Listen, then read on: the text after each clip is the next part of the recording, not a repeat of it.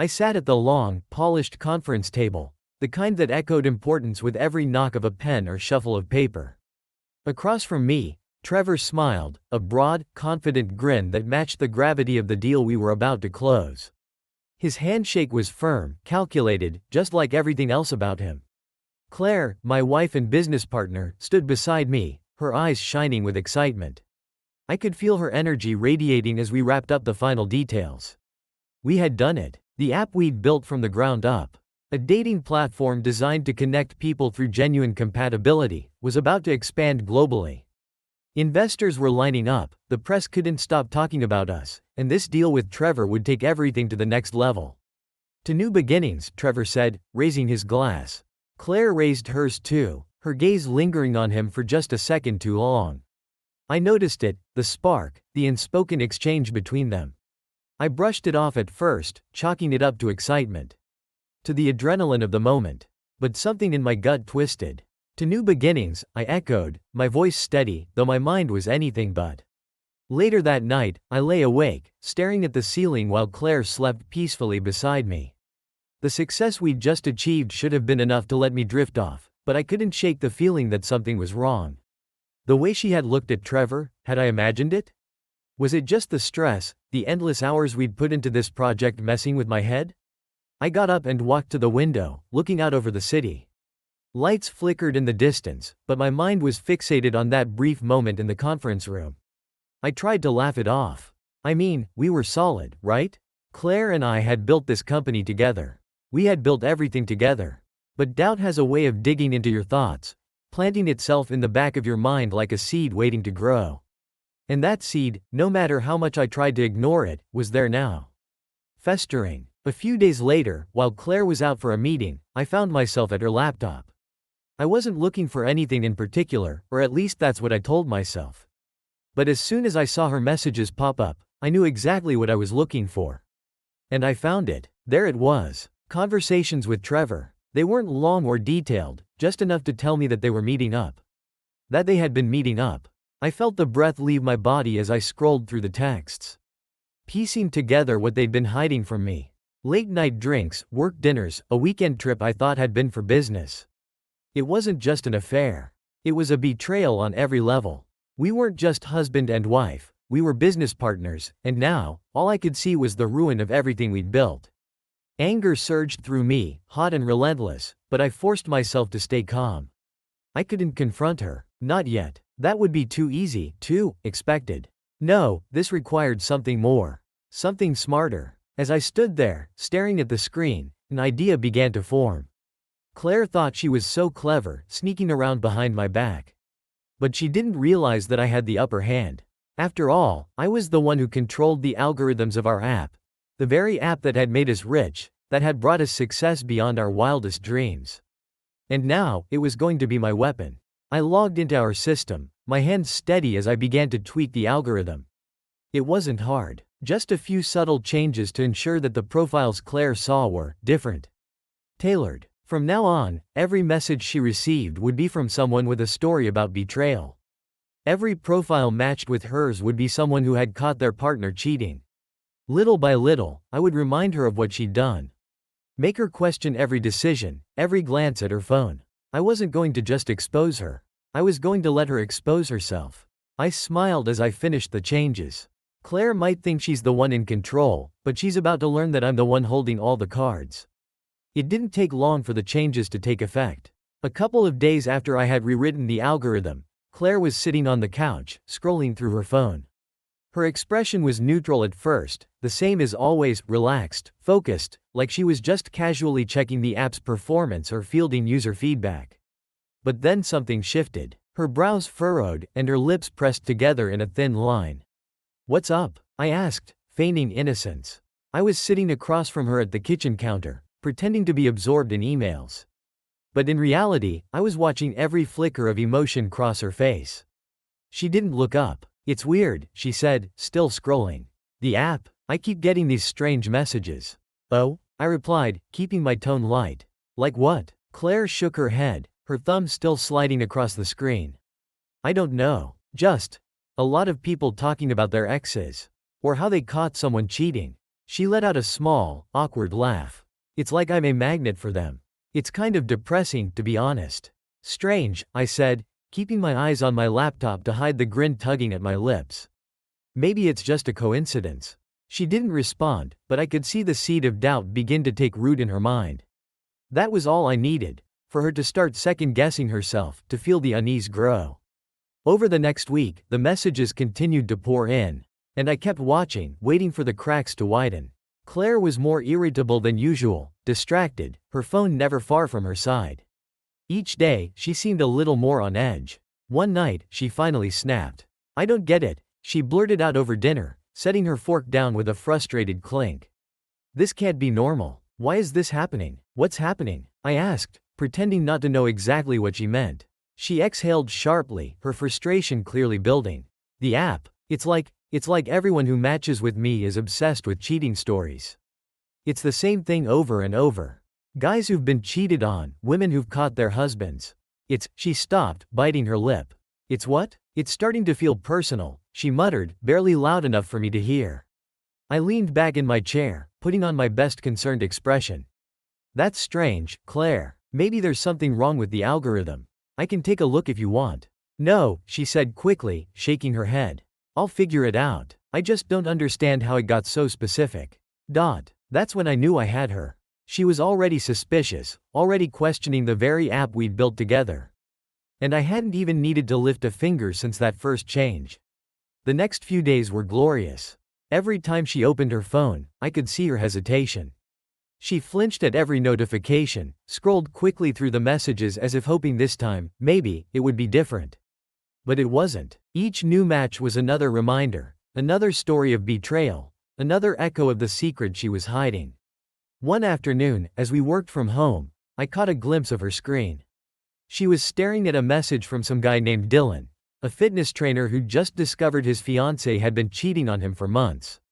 His opening line was a brutal one: "You never really know someone, do you?" I almost laughed. The irony was delicious. Claire sighed, tossing her phone aside. "This is driving me insane," she said, rubbing her temples. I looked up, pretending to be sympathetic. "Maybe it's just a glitch," I offered. "Or maybe it's just a weird pattern. You know how algorithms can be." She glanced at me, her eyes narrowing slightly. I could tell she was considering something, but she wasn't ready to confront it. Not yet. Instead, she stood up, grabbing her phone and keys. "I need to clear my head. I'm going for a walk." "Okay," I said, watching her leave, the door clicking shut behind her. As soon as she was gone, I pulled out my own phone and checked the app. I had set up a back door, a way to monitor her activity without her ever knowing. And there it was, her recent matches, her messages, every interaction she had with the app. I scrolled through the latest batch of users I had funneled her way. It was all going perfectly. Each new profile was another carefully curated reminder of her betrayal. And the best part? She had no idea I was behind it. By the time she returned from her walk, her mood had soured even further. She barely spoke, avoiding my gaze as she headed straight to the shower. I could feel the tension rolling off her.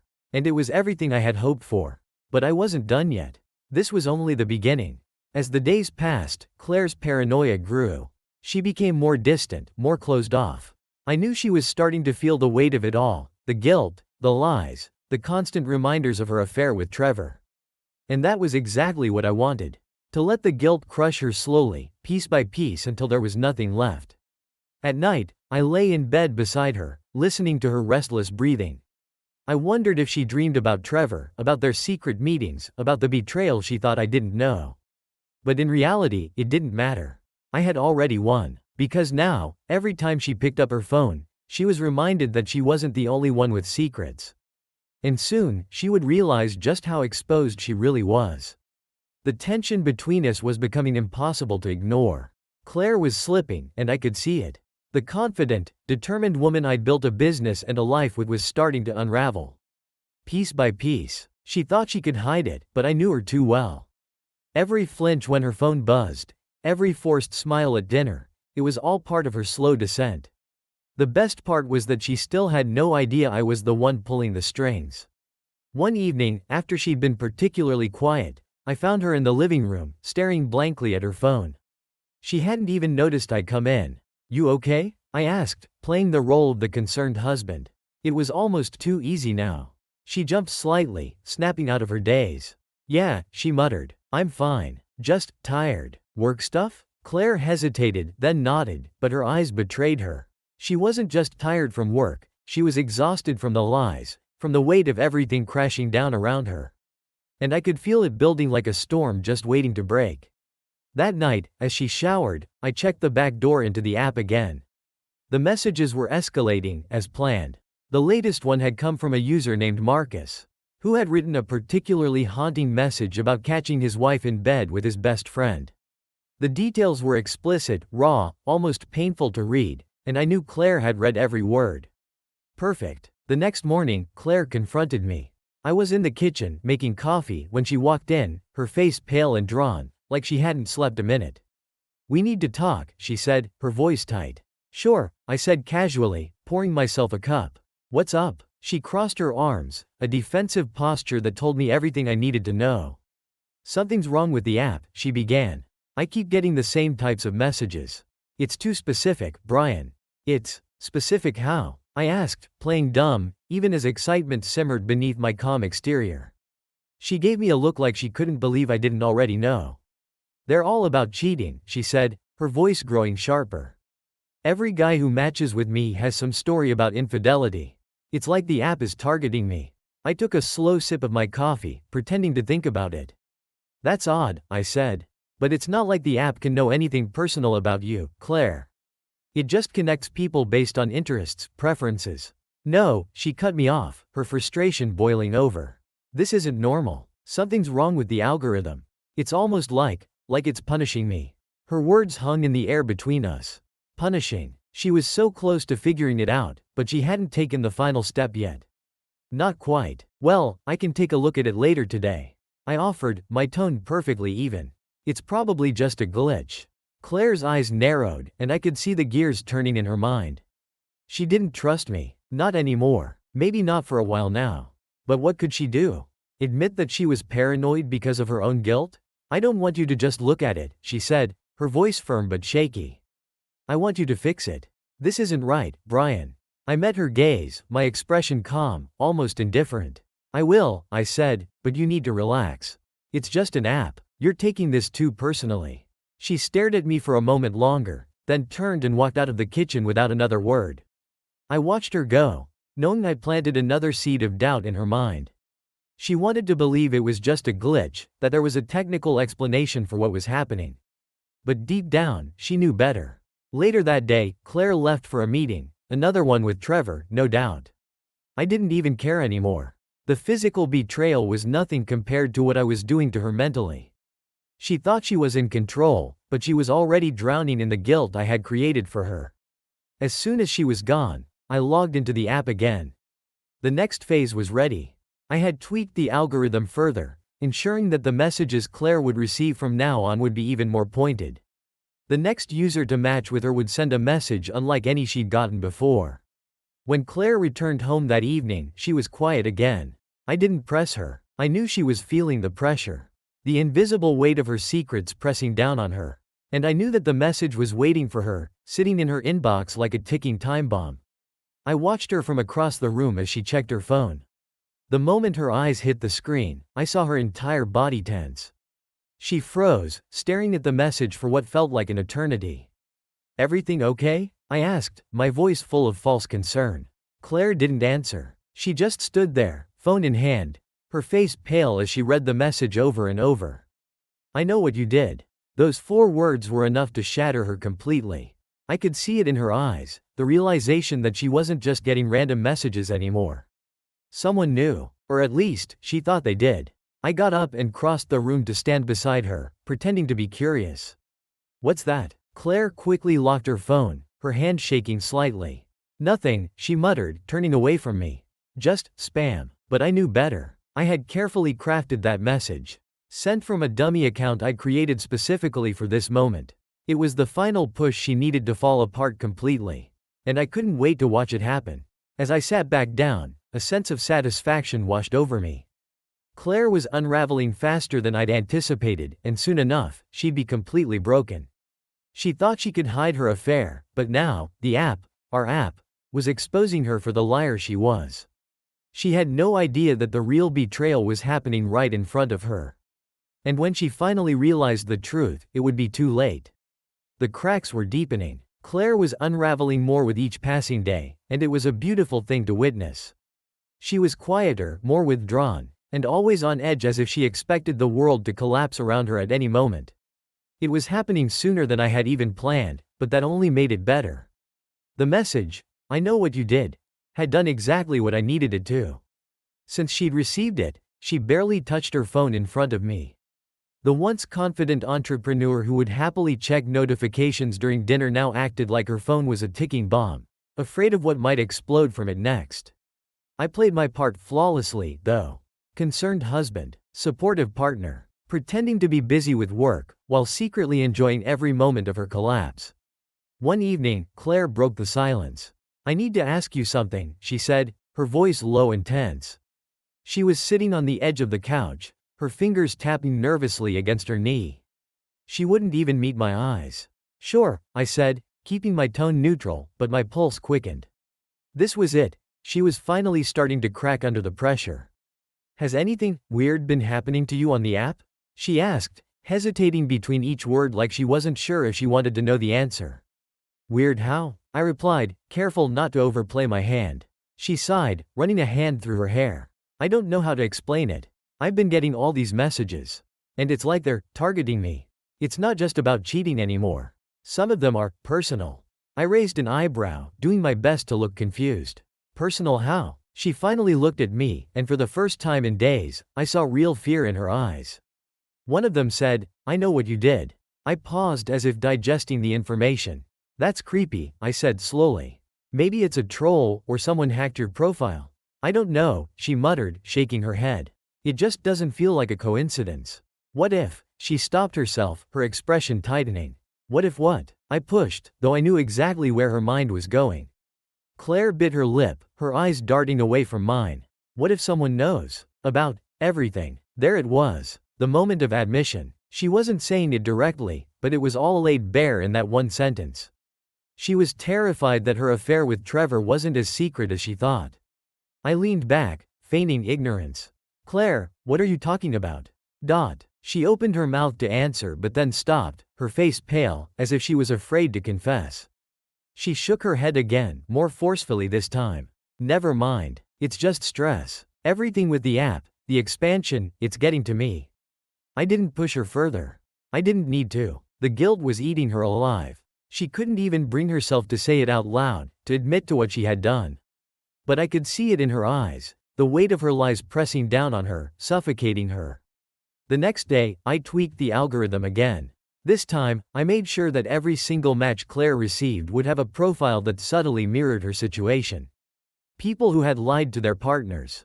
Cheaters. Betrayers. It was almost too easy to manipulate the system to reflect her own guilt back at her.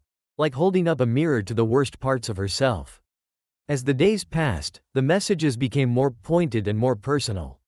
One user sent a message about how he'd been caught having an affair with a business partner. Another talked about the shame of hiding secrets from a spouse. Each message was another reminder of what she was trying so hard to bury. And it was working. One evening, I found her pacing the living room, her phone clutched tightly in her hand. Her face was pale, her eyes wide and frantic. She looked like she was about to break. "I can't do this anymore," she said suddenly, her voice trembling. "Something is wrong, Brian. It's like the app knows what I've done. I played dumb." "Claire, you're not making any sense. The app can't know anything about your personal life. It's just data. Random matches." "No," she snapped, her voice breaking. "It's not random. It can't be. Every match I get is about cheating, about lies, about people being caught. How is that a coincidence?" I could see her unraveling, the paranoia taking hold. She was spiraling, and I was more than happy to let her. But I needed to be careful now. If I pushed too hard, she might figure out that it was all me. That I was the one pulling the strings. "Maybe you're just reading too much into it," I suggested, keeping my voice calm. "You've been under a lot of stress lately, with the expansion and the new investors. It's probably just making everything feel worse." Claire stared at me, her eyes searching mine for something. reassurance, maybe, or an answer that would make all of this make sense. But I gave her nothing. I don't know, she whispered, sinking onto the couch. I feel like I'm losing control. That's when I knew I had her. She was broken, defeated, unable to keep up the facade any longer. The guilt had consumed her, just like I had planned. And now, all I had to do was push her a little further, until there was nothing left. Later that night, after Claire had gone to bed, I opened my laptop and made one final tweak to the app. This time, I arranged for her to receive a direct message from Trevor's profile, an anonymous one, of course, using a fake account I'd set up. The message would say exactly what she feared the most. He knows everything. By the time she woke up and saw it, there would be no coming back. She would be forced to confront the truth, her truth, and by then, it would be too late. I smiled as I hit save, knowing that by the end of tomorrow, Claire's world would completely collapse. And I would be there to watch it fall. The morning arrived slowly, dragging its heels like it knew something catastrophic was about to happen. I woke up early, my mind buzzing with anticipation. Claire was still asleep beside me. Her breathing shallow and uneven. She hadn't been sleeping well for days, and it showed, dark circles under her eyes, a constant look of exhaustion, and the growing paranoia gnawing away at her every waking moment. I lay there for a while, listening to the quiet hum of the room, feeling the weight of what I had set in motion. It was all coming to a head, the months of planning, the careful manipulation of her every move, every thought. Today, everything would fall apart for her. By the time she stirred awake, I was already in the kitchen, pretending to scroll through emails on my laptop. I could hear her footsteps as she made her way toward me, slower than usual, hesitant. I glanced at the clock. She would have seen the message by now. As Claire entered the kitchen, I looked up, feigning a casual smile. "Morning," I said, my voice light as if nothing was wrong. As if her entire world wasn't about to shatter. "Morning," she muttered, barely meeting my eyes as she grabbed a cup of coffee. Her movements were robotic and detached, like she was moving through a fog. I could feel the tension radiating off her, the weight of something unspeakable hanging between us. I waited, sipping my coffee slowly, pretending to be absorbed in my work. I could feel her eyes on me, watching, searching for something, maybe reassurance, or maybe the courage to confront what she had just seen. Finally, she broke the silence. "Brian," she said, her voice barely above a whisper. I need to tell you something." This was it, the moment I had been waiting for. I set my coffee down and looked up at her, doing my best to look concerned but calm. "What's going on, Claire?" Her hands were trembling as she placed her coffee mug down on the counter. She stared at it for a long moment, as if gathering the strength to speak. "I got a message this morning," she began, her voice wavering. "From the app." I tilted my head, feigning confusion. "Another weird one?" Claire nodded, her eyes wide with fear. It said, "He knows everything." I kept my expression neutral, hiding the surge of satisfaction that shot through me. "What do you think it means?" She didn't answer right away. Instead, she sank into the chair across from me, her face pale, her eyes darting nervously around the room as if the walls themselves were closing in on her. "I don't know," she said finally, but I could hear the panic rising in her voice. "But I think it's about me." I furrowed my brow, pretending to be concerned but confused. "What do you mean?" Claire hesitated, biting her lip, her hands trembling in her lap. "Brian, there's something I need to tell you," she said, her voice so quiet I could barely hear her. "Something I've been hiding." I leaned forward slightly, keeping my voice soft and encouraging. "Claire, whatever it is, you can tell me." Her eyes filled with tears, and for a moment, she looked like she was about to collapse under the weight of her guilt. This was the moment of truth. The moment she finally confesses. "I've been having an affair," she whispered, her voice barely audible.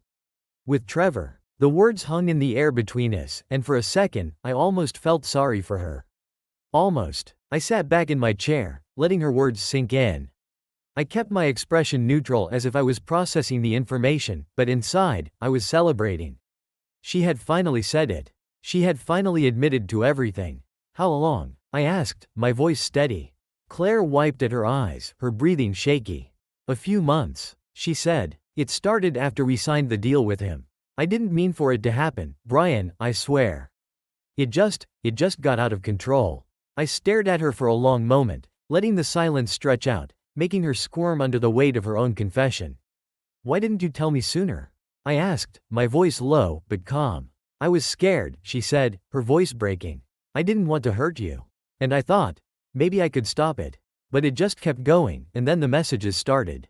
And now I feel like someone's been watching me. Like someone knows what I've done." I nodded slowly as if considering her words. "And you thought it was the app?" "I don't know," she whispered, her voice trembling. "But it feels like I'm being punished. Like someone's trying to tell me that I deserve this." She was right, of course. I had designed the entire situation to make her feel exactly that way. To make her think that her betrayal was coming back to haunt her, that she was being exposed to the world for what she had done. I stood up slowly, walking over to the window and looking out at the morning sky. I could feel Claire's eyes on me, waiting, terrified of what I might say next. "I don't know what to say, Claire," I said finally, my voice quiet, almost detached. "I trusted you. We built a life together, a business together. And this is how you repay me?" Her sobs filled the room, her guilt pouring out of her in waves. "I'm so sorry, Brian," she cried. "I never wanted to hurt you. I made a mistake. Please, just tell me we can fix this." I turned to face her, keeping my expression cold and distant. "How do you expect me to fix something like this, Claire? You've been lying to me for months. You've been with someone else. How do we come back from that?"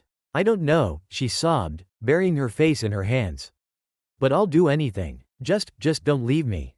Please." I watched her for a long moment, her entire body shaking with the weight of her guilt. I had finally broken her completely. She was nothing now, just a shell of the woman she once was. And I had no intention of fixing anything. "You need to figure out what you want, Claire," I said, my voice cold. "Because I don't think I can forgive you for this. Not now." With that, I turned and walked out of the room, leaving her there, sobbing into her hands. I had won, but I wasn't finished yet. This was just the beginning of her punishment. I spent the next few days playing the part of the distant, heartbroken husband, giving Claire space while she stewed in her guilt. It wasn't hard. She barely left the bedroom, spending most of her time under the covers or curled up in the corner of the couch, staring blankly at her phone, as if waiting for something. Maybe another message, maybe a sign that it was all just a nightmare. But this wasn't a nightmare. It was real, and she was living it, moment by moment, unraveling just as I had planned. Every once in a while, I'd walk by her, glance at her, and say nothing. I didn't need to. The silence was enough. It weighed on her like a heavy cloak, suffocating her with every second that passed. I could tell she was terrified of what would come next. The message from the fake account, "He knows everything," had done its job. She was paranoid, constantly checking her phone, flinching at every new notification. She was waiting for the other shoe to drop, waiting for me to confront her with proof of her affair with Trevor. But I wasn't going to give her that release. Not yet. Instead, I let her sit in her fear and her guilt, watching as she spiraled further into herself. She wasn't eating much, barely sleeping, and every conversation we had was stilted and awkward. She'd try to start talking about what happened, about her betrayal, but I'd shut her down with a cold glance or a dismissive response. I wasn't interested in hearing her excuses. I didn't want her apologies. I wanted her to break. By the third day, I knew she was nearing her limit. That evening, she finally cracked. I was sitting at the dining room table, pretending to work on some financial reports for the company, when Claire shuffled into the room, looking more fragile than ever. Her hair was a mess, her clothes rumpled, and her eyes were red from crying. "Brian," she said softly, her voice hoarse from the days of silence. I didn't look up from my laptop. "What is it?" She stood there for a moment like she wasn't sure if she should speak, but then she took a deep breath and sat down across from me. "I can't do this anymore," she whispered. "I can't live like this." I glanced at her briefly before going back to my work. "What do you want me to say, Claire?" I need you to talk to me," she said, her voice trembling. "I need to know what's going to happen. Are we done?" The desperation in her voice was palpable, and it almost made me smile. Almost, but I kept my expression cold, detached. "I don't know," I said after a long pause. "You're the one who cheated, Claire. You're the one who lied. How do I know this won't happen again?" "It won't," she said quickly, her voice breaking. "I swear, it won't. I was stupid, and I wasn't thinking, but I love you, Brian. I love us. Please, just give me a chance to make it right." I stared at her, feeling nothing but satisfaction as she pleaded with me. This was what I had wanted all along, to see her on the verge of collapse, desperate to fix something that couldn't be fixed. But I wasn't ready to end the game just yet. I don't know if I can trust you, I said, my voice cold. How do I know you're not still seeing him? How do I know you're not still lying? I'm not, she cried, tears spilling down her cheeks. I'm not seeing Trevor anymore. I ended it as soon as the messages started. I swear, Brian, I haven't even spoken to him. Her sobs echoed through the room, but I felt nothing. She was already broken, but I wasn't done yet. I'll think about it, I said finally, standing up and closing my laptop. But I need space, Claire. I need time. She nodded, wiping her tears with the back of her hand. Okay, she whispered. Take as much time as you need. I'll do anything, Brian. Just, please don't leave me. I didn't answer. I just walked out of the room, leaving her to wallow in her misery. I had all the control now, and I wasn't going to let it go. Days turned into a week, and Claire was falling apart faster than I could have imagined. She had completely withdrawn from the company, leaving me to handle all of the meetings and all of the decisions. She barely ate and barely slept. Every time I walked into the room, she flinched, like she was waiting for me to explode, to finally give her the punishment she thought she deserved. But I wasn't going to give her that satisfaction. Not yet. The app continued doing its job. More messages flooded her profile, each one more invasive, more personal. They weren't just about cheating anymore. Now they were about betrayal, about lies that destroyed lives. Each message was designed to hit her where it hurt the most, to remind her of exactly what she had done. And it was working. I watched her read the messages late one night. She was curled up on the couch, her phone clutched in her hands, her face pale as she scrolled through the inbox. I could see the panic in her eyes, and the way her fingers trembled as she read each message. She was on the verge of breaking completely, and I could almost taste the victory. Finally, she snapped. This is insane, she whispered, her voice trembling. This can't be happening. How do they all know? I stood in the doorway, watching her unravel, and I couldn't hold back the smirk anymore. She was so close to the edge, so close to losing everything. And now, I was ready to push her over. You think this is a coincidence? I asked, stepping into the room. She looked up at me, her eyes wide with fear. What do you mean? I shrugged, keeping my expression neutral. You've been getting these messages for weeks now. Claire, doesn't it feel like someone's trying to tell you something? Her face paled even more if that was possible. What are you saying? I walked over to her, sitting down on the edge of the couch, close enough to see the panic in her eyes. What if the app isn't broken? I said softly. What if it's doing exactly what it's supposed to do? Her breath hitched, her hands trembling as she clutched her phone tighter. I don't understand. I leaned in slightly, my voice dropping to a whisper. What if someone updated the algorithm? What if someone made sure that you were getting exactly the messages you deserved? Her eyes widened in horror, realization dawning on her like a slow, creeping shadow. No, you didn't. I smiled, finally letting the mask slip. I told you I needed time, Claire. And while you were busy sneaking around, lying to me, I was working on something else. Something that would show you exactly what it feels like to be betrayed. Tears filled her eyes, her entire body shaking. Brian, no. Please. I updated the app, I said, my voice cold. I made sure you would see what you needed to see. And now, everyone knows what you are. A liar. A cheater. She collapsed into sobs, her phone slipping from her hands as she buried her face in her arms. I'm sorry, she cried. I'm so sorry. But her apologies meant nothing now. I stood up, looking down at her as she fell apart completely. This was the endgame. She was finished. And I had won. After that night, the house was eerily silent. Claire stopped trying to talk to me and stopped trying to make things right. She was a ghost, moving around the house like a shadow, barely acknowledging my presence. It was clear she had given up. My confession had destroyed her. But I wasn't finished watching her fall apart. Her phone buzzed constantly with new notifications from the app. Every message was a reminder of her betrayal, each one more cutting than the last. I had designed the algorithm to prioritize messages from users who had been cheated on. People who had experienced the same kind of hurt and deceit that I had. And it worked perfectly. Every notification was another nail in the coffin of her guilt. It was clear she couldn't escape it. Everywhere she turned, the reminders of her infidelity surrounded her. It wasn't just the app, it was in the subtle looks from people she knew, the nervous energy that filled every interaction. Word had spread within our social circles. thanks to the subtle whispers I'd encouraged about her affair with Trevor. Everyone knew now. I watched as she sank deeper into herself, unable to handle the weight of her own shame. She stopped checking her phone entirely after a few days, as if that would somehow make it all go away.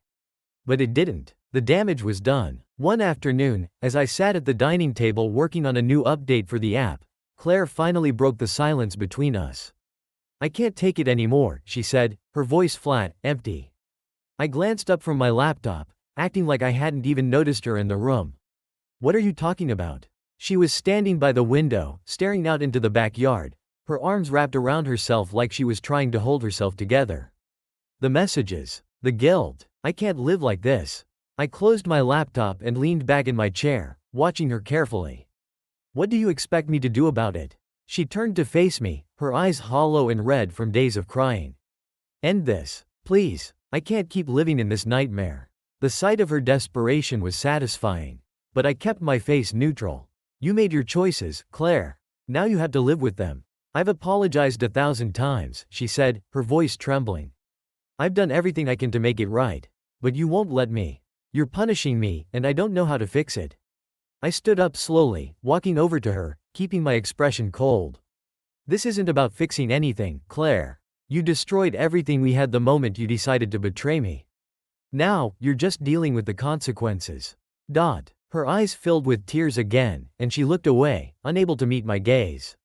"I know," she whispered. "But I can't live like this anymore."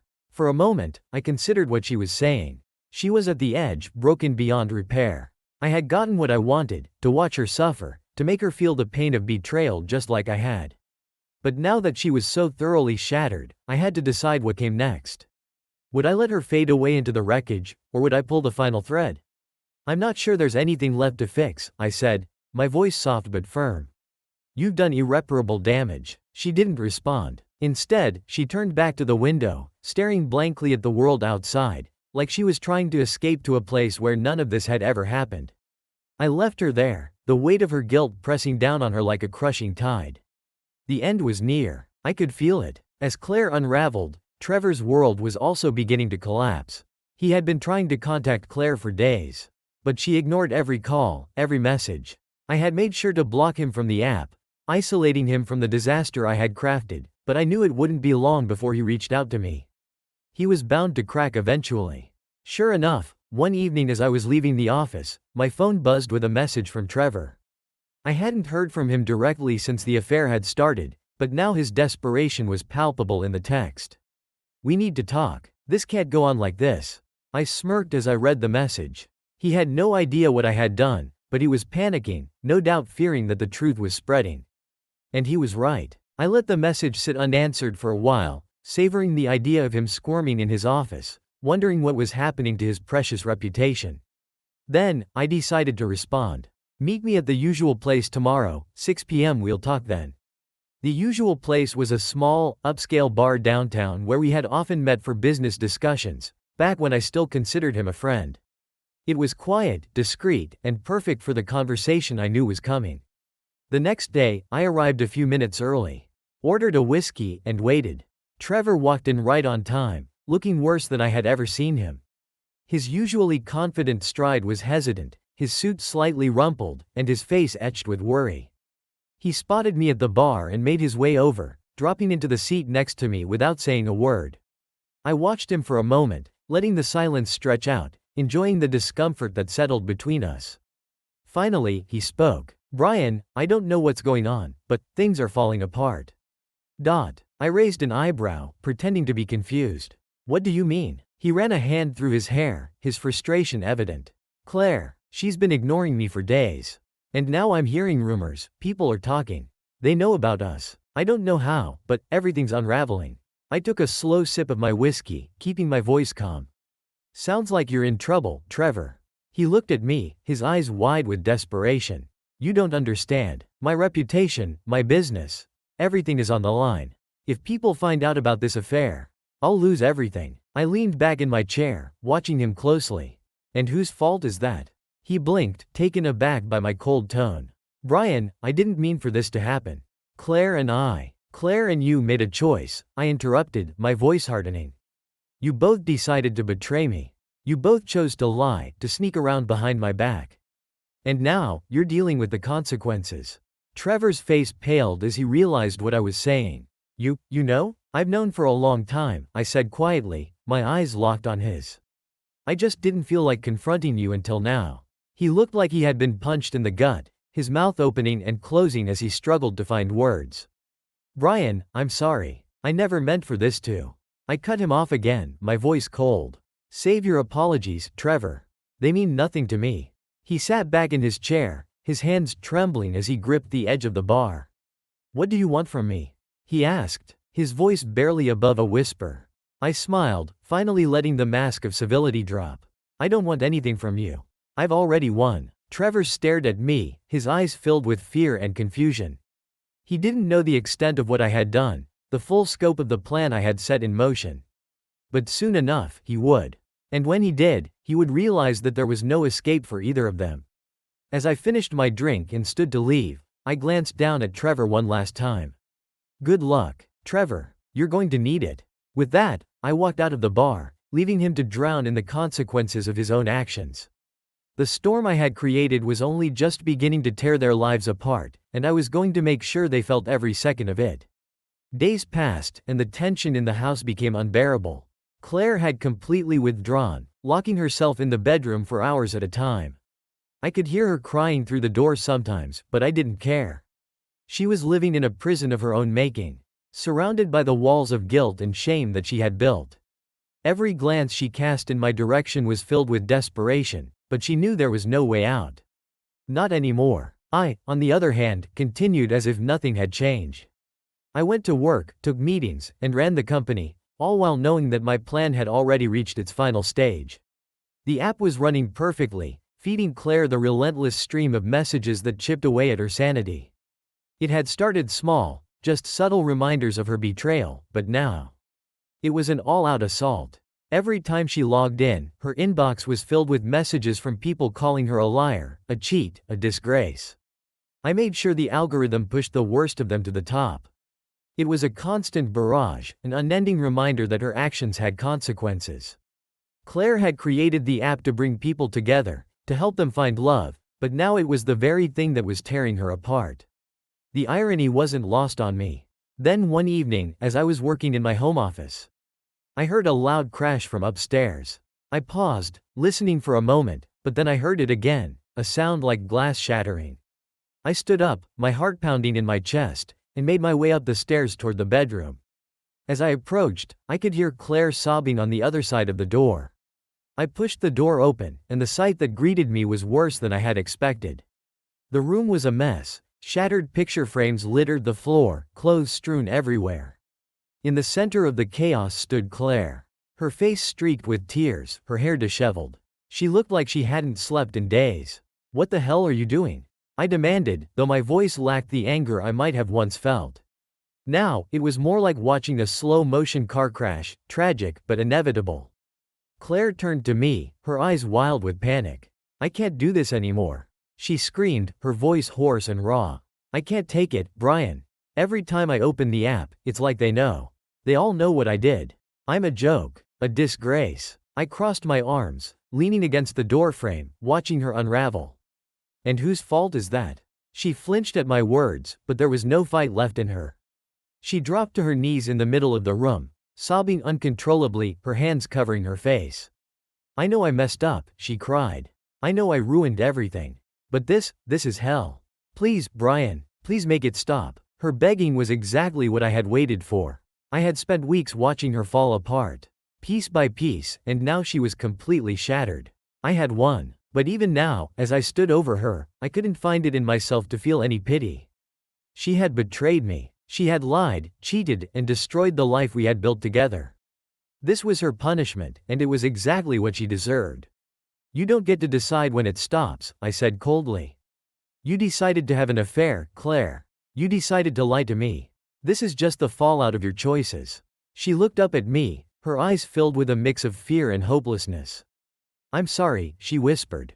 I'm so sorry. I would do anything to take it back. I walked over to her slowly, crouching down so that I was at eye level with her. But you can't take it back, can you? You can't undo what you've done. And now, you have to live with that. Claire shook her head, her tears flowing freely. Please, she begged. I'll do anything. I'll leave Trevor. I'll quit the company. I'll disappear if you want me to. Just, please stop this. Her words hung in the air. And for a moment, I considered them. She was offering me everything, her career, her reputation, her entire life. She was broken beyond repair, and now she was willing to sacrifice whatever it took to end the pain. But that wasn't what I wanted. I don't need you to disappear, I said quietly. You've already lost everything, Claire. The app is out of your control. Trevor is out of your life. And I'll never see you the same way again. Her face crumpled at my words, her sobs becoming louder, more desperate. Please don't say that, she cried. I love you. I never stopped loving you. I stood up, looking down at her one last time. Maybe you did, I said. But love isn't enough to fix this. And with that, I turned and walked out of the room, leaving her to drown in her own misery. As I closed the door behind me, I felt a strange sense of finality. This was the end of us, the end of everything we had built together. And as much as I had wanted revenge, I couldn't help but feel that the real cost of this war wasn't just Claire's destruction. It was mine too. In the days that followed, Claire became a ghost. She didn't leave the house, barely ate, and stopped trying to reach out to me. The silence between us was deafening, but I welcomed it. It was the sound of her defeat, the sound of everything crumbling around her. I thought I had gotten what I wanted, that the satisfaction of watching her suffer would be enough to fill the void she'd left in my life.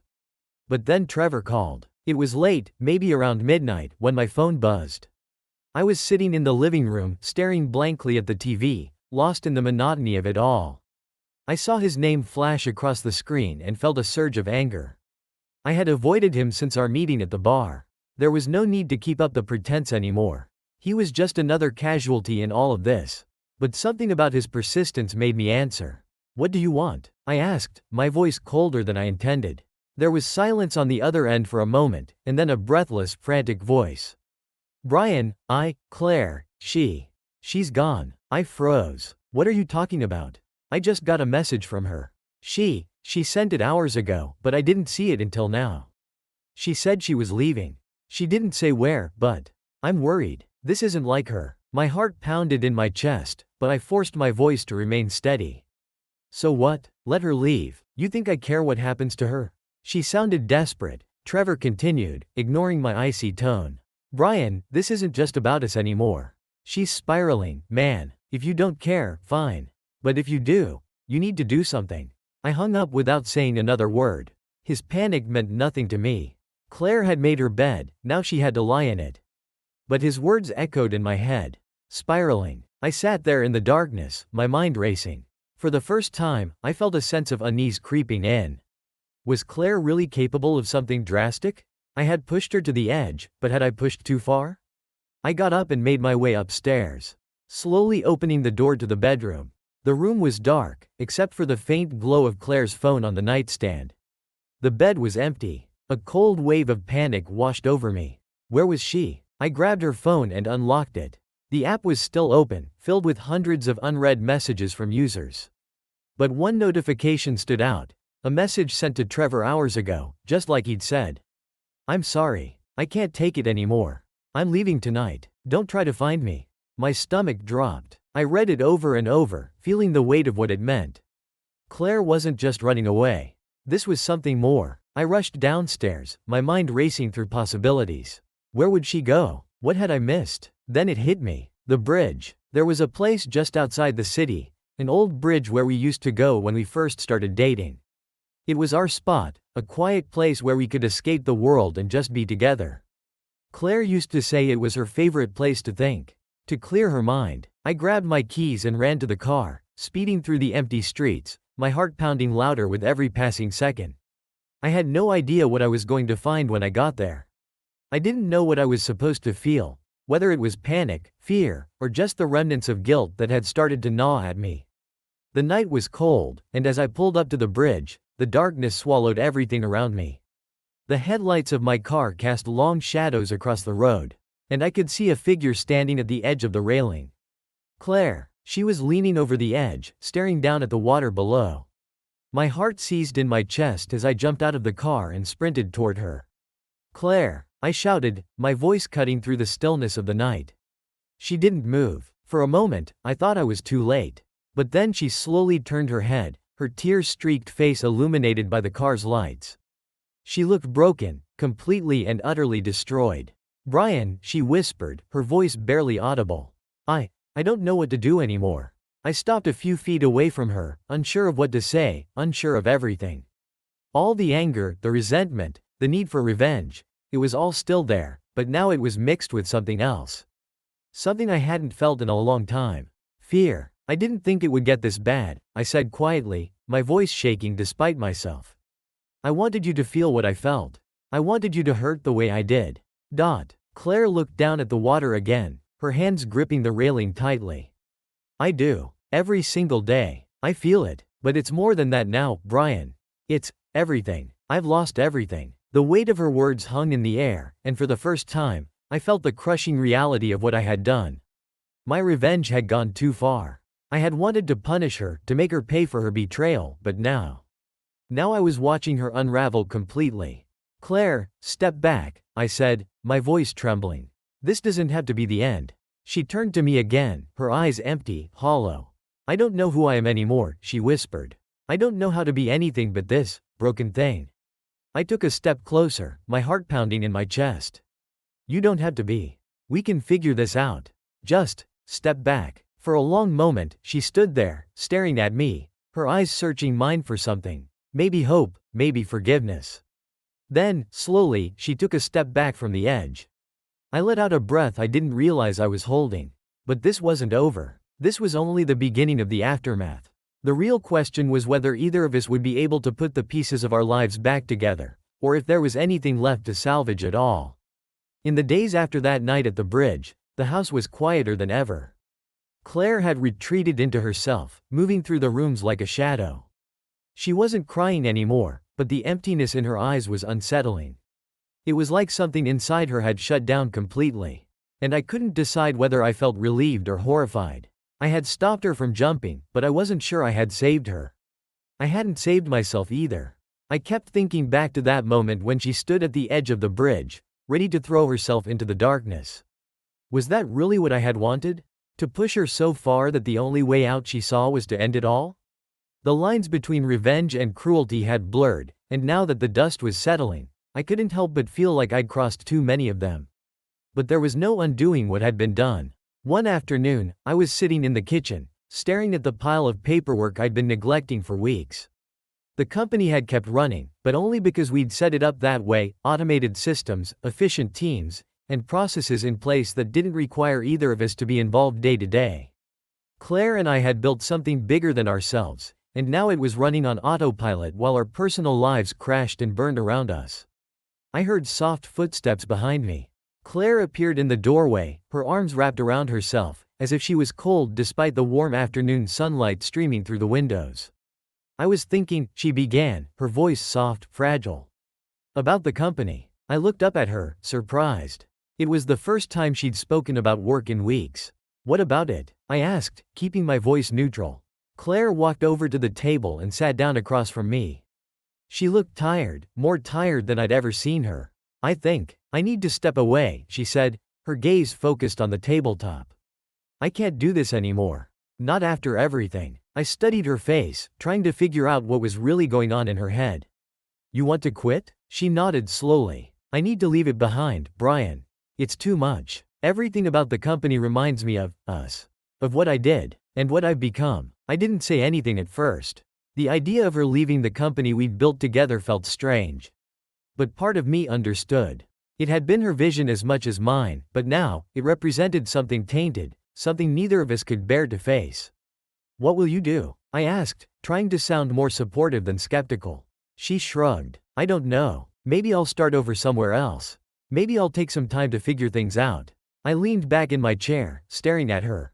It wasn't the same Claire I'd known all these years, the driven, ambitious woman who'd never backed down from a challenge. But maybe that was the point. We weren't the same people anymore. I'd broken her, and in doing so, I'd broken something in myself too. "I think you're right," I said slowly. "Maybe we both need a break from this." Claire's eyes flickered with surprise. "You too?" I nodded. "Yeah, we built something great, but maybe it's time to let it go. At least for now. For the first time in weeks, she looked at me without the weight of guilt and anger behind her eyes. There was just exhaustion, but maybe, hidden beneath that, there was a glimmer of understanding. We both needed to heal, and the only way to do that was to step away from the life that had shattered around us. I'll talk to the board, I said after a moment. We can start transitioning things. We'll find someone to take over. Claire nodded, her hands fidgeting nervously in her lap. Thank you, Brian. We sat in silence for a while after that, neither of us knowing what else to say. There was still so much damage between us, and neither of us could pretend that one decision to leave the company would fix it all. But it was a start, a small step towards something different. As the sun dipped lower in the sky, casting long shadows across the kitchen floor, I realized that the end of this chapter of our lives was finally in sight. And as painful as it was, maybe that was what we both needed. Maybe letting go was the only way to move forward. The transition was easier than I'd expected. Claire and I had built a solid foundation, and the team we'd assembled over the years stepped up without hesitation. I spoke to the board and explained that we needed time away, and to my surprise, they didn't resist. Maybe they saw the cracks forming in our personal lives before we did, or maybe they simply trusted the system we'd created. Either way, within weeks, we'd handed over control. The last day we went into the office felt surreal. Claire and I walked through the sleek, modern halls, side by side, but barely speaking. It wasn't an awkward silence, just the kind that settled between two people who had nothing left to say. Our employees smiled politely as we passed, not knowing the full story, only that the founders were stepping back. We didn't owe anyone an explanation. This was for us. After signing the final papers and saying our goodbyes, we stood in front of the office building. Claire looked up at the towering glass windows, a faint smile tugging at the corners of her mouth. I thought I'd feel more sad, she said, her voice soft. I nodded, feeling the same strange calm. It's not the end, just a change. She glanced at me, her eyes clearer than they had been in weeks. Thank you, Brian, for everything. I didn't know how to respond. There was so much between us, so much pain, betrayal, and anger. But standing here now, outside the place where we had built our empire, I couldn't find it in myself to hold on to that anymore. We had both suffered enough. Take care of yourself, Claire, I said quietly, unsure if that was enough, but it was all I could offer. She gave me a sad, knowing smile. And without another word, she turned and walked away. I watched her go, feeling an odd mix of relief and loss. This was it, the end of us, the end of everything we'd once been. But maybe it was the beginning of something new. The following weeks passed in a blur. I tried to fill the void with busy work, cleaning up the house, and organizing things I'd ignored for months, but none of it helped. The silence of the house felt heavier without Claire there. I had pushed her away and made her suffer. But now that she was gone, the weight of my own actions began to settle in. One day, I found myself opening the app we had created. I hadn't touched it since everything had fallen apart. It felt strange now, looking at the interface we'd worked so hard on, knowing how much damage had been done through it. My finger hovered over the delete account button for a long time, and then finally, with a deep breath, I pressed it. The screen flickered, and just like that, the app, and everything it had represented, was gone from my life. It felt like a small victory. Weeks turned into months, and slowly, the memories of everything that had happened began to fade. I stopped thinking about the affair, about the app, about the revenge. I stopped wondering where Claire was or what she was doing. Life moved on, and maybe, just maybe, so had I. One morning, as the sun filtered through the curtains, casting a soft glow over the living room, I felt something I hadn't felt in a long time. Peace. It wasn't complete, it never would be, but it was enough for now. Enough to start building something new. And that was all I needed. Months passed, and the seasons began to change. The weight of everything that had happened no longer clung to me like it once did. The memory of Claire, the betrayal, the app, they had faded into the background of my mind. Every now and then, something would trigger a flash of that painful chapter, but it was easier now to let it go. I was starting to realize that this was part of the healing process. One Saturday afternoon, as I was walking through the park, my phone buzzed with a notification. It was an email, something I rarely checked these days, but the subject line caught my attention immediately. Subject: update from Trevor. I hadn't heard from Trevor since the night he'd called, panicked about Claire. After that, he disappeared from my life, which was exactly how I wanted it. I debated ignoring the email, but curiosity got the better of me. I opened it. The email was short and to the point, written in a tone that was oddly formal. Given our history. Hey Brian, I know things ended badly between us, but I thought you should know. Claire's been doing better. She started a new project, something unrelated to the app. She asked me to reach out to you and said she didn't have the courage to do it herself. She wanted you to know she's working on herself and that she's sorry for everything. That's it. Take care, man. I stared at the email for a long time, processing the words.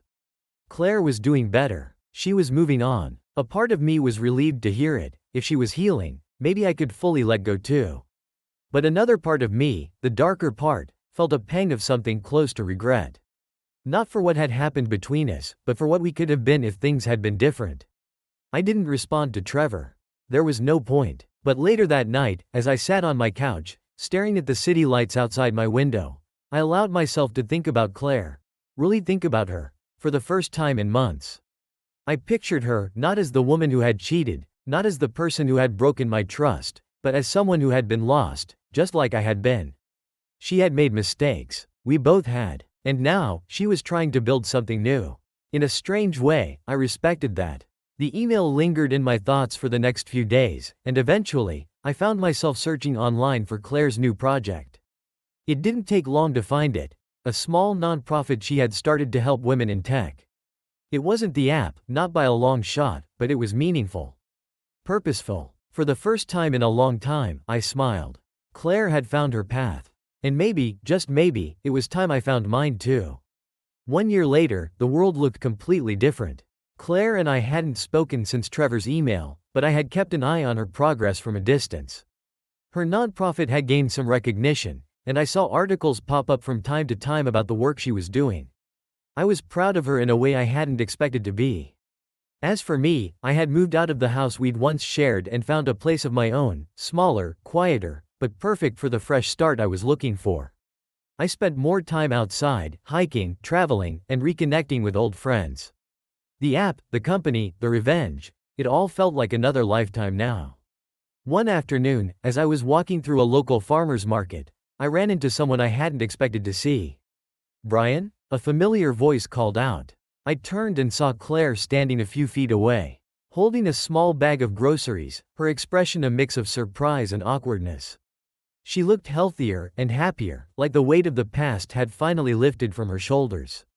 Claire, I said, nodding politely. I hadn't prepared for this moment, but it didn't feel as strange as I'd imagined it might. She walked over slowly, a tentative smile on her face. I didn't expect to see you here. Yeah, I'm just living life, I guess, I said with a shrug, feeling a little self-conscious. How's everything going with your nonprofit? Her eyes lit up, and for a moment, she was the Claire I remembered, the passionate, driven woman who had once been my partner.